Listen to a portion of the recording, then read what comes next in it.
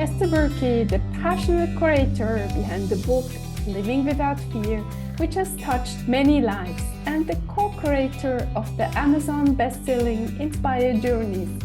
If you're eager to explore a world of endless possibilities, you've come to the right place.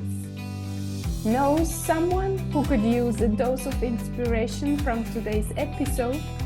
Feel free to share this podcast with them, and don't forget to stay updated by subscribing to my newsletter, joining me on YouTube, and if you found value in what you heard, kindly leave a brief review on your preferred podcast platform with a sprinkle of stars.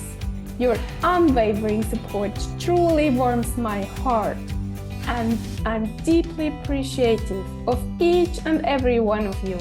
Thank you for being here.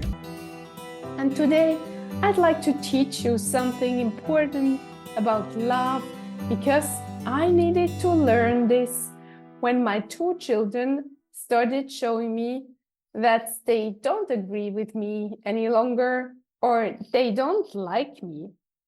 First, I fell in the same trap as my parents did when I was developing my own self by refusing to do the things my mother wanted me to do. My mother didn't have a lot of self-confidence, and that's why she felt destroyed when her little sweet girl didn't want the same things she wanted.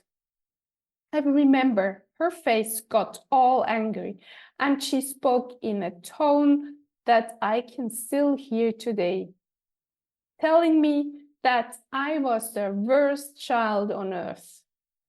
There was no love anymore at all, and that was the end for me, because I wanted to please my mother. I was longing for her love, but later I found out she couldn't even give me that love, because she hadn't learned it from her mother, and she hadn't received it from her parents.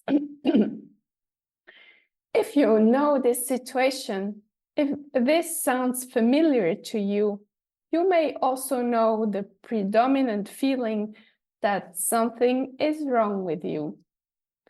So, when I was in the same situation as my mother, definitely when my boys turned into teenagers, I felt devastated, like her. My love for my children was gone, but the more I was working on myself, I learned that everything starts with me, and love isn't a two-way street or something transactional. I spread love, and if it's real love, I don't expect anything back. This was and is still a huge learning for me. Love grows within me for myself, and when it gets bigger and bigger, I can also have compassion for others as a first step, and as a second step, I can feel love for others without any expectations. When I started working on this, I realized how my relationship with my teenagers and now adult sons, they are 18 and 20, changed tremendously. I show them love by asking what I can do for them. I show them love by being fully present while they talk and not being on my phone. I show them love by listening to their thoughts and not always telling them my stories from my childhood or teenager time. I remember when I wanted to tell my mother something about my day, most of the time she didn't listen until the end, but started telling me, at your age, I had to do this or that, I didn't have so much fun, etc., etc. Of course, I stopped sharing my life with her more and more. When I became a mother myself, I tried to share more with her again, but it always frustrated me as she interrupted me again and told me her stories with me as a child. She couldn't see me as a mother with my newborn sons. But I cannot blame her. She continued the life of her mother. She didn't learn something new.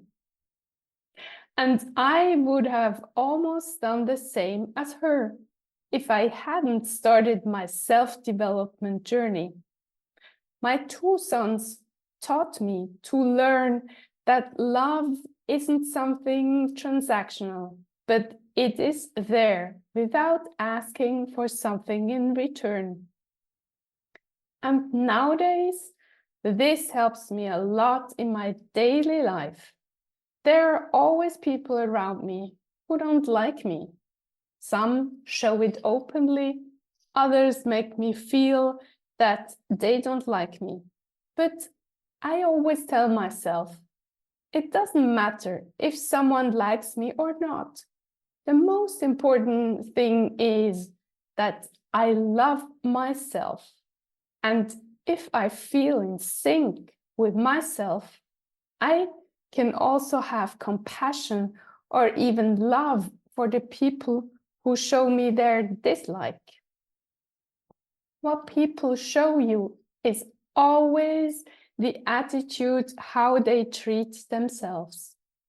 If they treat you poorly, try to observe them to find out how they feel about themselves, how they talk about themselves.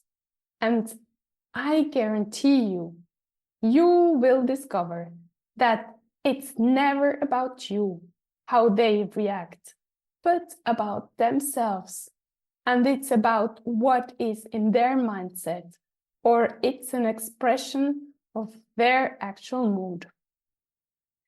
So if you're able to find this love for yourself, if you can be to yourself the loving mother or father you always needed to have, if you can find compassion for your past you might not like, or for something, or for some negative character traits of yours you sometimes wish to push away so that they won't come back again.